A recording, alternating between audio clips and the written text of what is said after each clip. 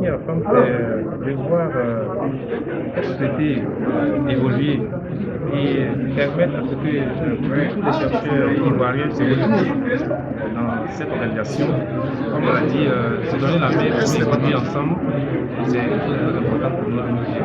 Et cette conférence a un double intérêt parce que, en plus d'informer les chercheurs sur ce qu'elles importent, c'est aussi d'informer la population ivoirienne sur ce qu'elle importe. Parce que quand on échange avec les uns et les autres, on se rend compte que souvent, c'est vrai, les informations passent parfois à la télé, mais il faut s'informer sur les niveaux de cette maladie. Le premier défi, c'est le rassemblement des chercheurs autour de la question. Que chacun travaille à son niveau. Or, il me semble que si nous sommes unis, nous sommes plus forts. Et donc, c'est ce premier défi que nous avons réussi à relever, unir les chercheurs ivoiriens autour des questions cruciales qui nécessitent notre intervention. La conférence que nous venons d'avoir, selon les responsables en charge de la communication sur les imports, nous avons 62 cas confirmés en Côte d'Ivoire, dont malheureusement un cas de décès.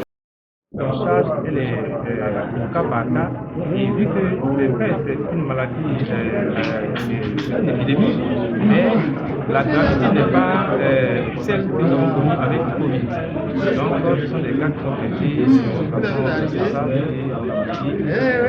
avec cas de décès. Les populations ivoiriennes, qu'elles puissent observer les règles édictées par nous, mais pour que nous puissions éloigner de nous ces différentes maladies émergentes. Et au niveau des chercheurs, c'est de se mettre ensemble pour intervenir sur les différents cas de santé qui se présentent à nous. Les moyens de lutte, les stratégies de lutte, qui sont des stratégies dédiées à ceux qui sont des spécialistes, à ceux qui ont été formés pour. Mais concernant les gènes, c'est la population. Ça, c'est vraiment le domaine du changement de comportement et de façon communautaire. Alors c'était très important parce que tout ce que nous allons dire, nous qui sommes des chercheurs, nous qui sommes du domaine technique, tout ce que nous allons dire et faire, si on ne le rapporte pas à la population, cela n'entraîne pas un changement de comportement pour que évidemment les choses s'améliorent.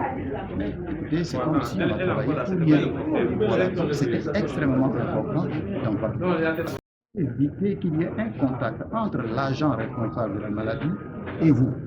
Et c'est par l'hygiène qu'on peut le faire. D'abord, le B.A.B.A. des gestes d'hygiène, c'est le lavage des mains. Ça, c'est vraiment le B.A.B.A. de l'hygiène. Donc, dans un contexte comme ceci, il faut régulièrement se laver les mains. Il faut éviter d'avoir des contacts avec des personnes qui présentent déjà des signes, des symptômes de la maladie. C'est extrêmement important.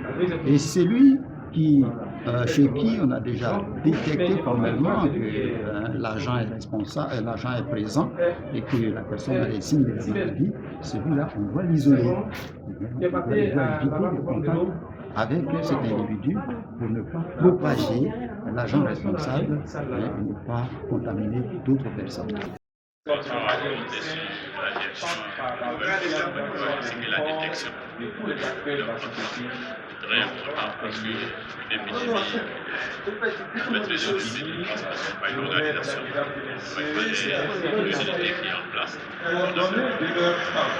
Cette opération d'urgence gère cette épidémie-là. Ils ont parlé en tant que laboratoire des références de la détection